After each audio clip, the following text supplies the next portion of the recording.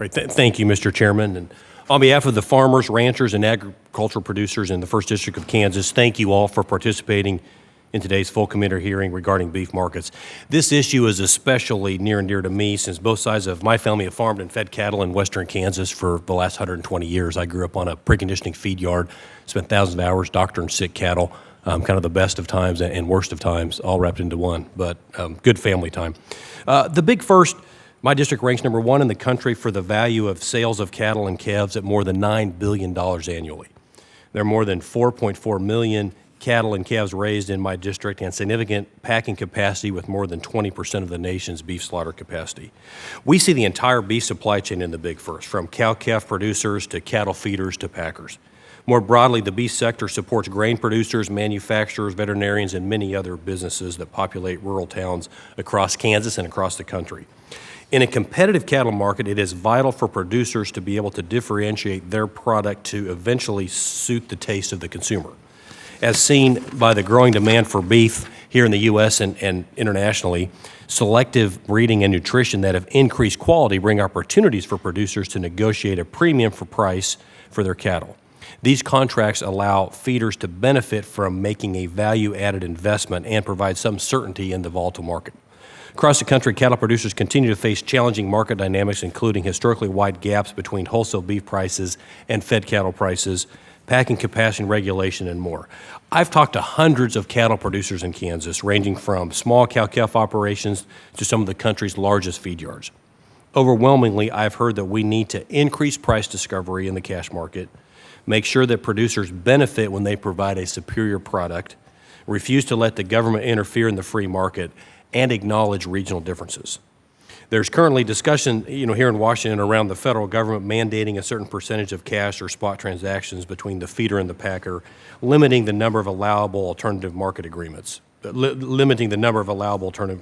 AMAs are popular across the Big First and used by many because they cut cost, increase efficiencies, and reward producers for a higher quality product. So a few questions. First question for you, Mr. Schiffelbein, and thank you for being here. Do you feel that the legislation proposed to limit the use of AMAs would negatively affect the beef market, and how do you think it'll impact beef quality?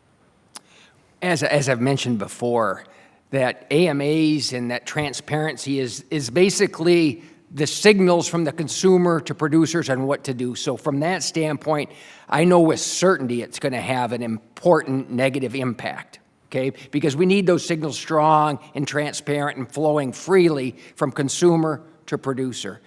The whole idea of mandating the packers, to me, is a misnomer, because when you mandate one half of a deal maker, you're also mandating producers, and that's where we get the rub. When you're mandating producers on how they ought to manage their cattle and market their cattle, I think bad things will occur, and actually to the detriment of the people promoting it. I think the largest concern occurs into small and mid-sized producers like myself, because when you're limited to a certain number, all of a sudden now you have a packer picking winners and losers. And it doesn't allow me to exert my thing that says, because I have a superior product, choose me, choose me. Instead, you're deferring to a packer. So I think it goes down a very dangerous road, especially for mid and small-sized feeders. Okay.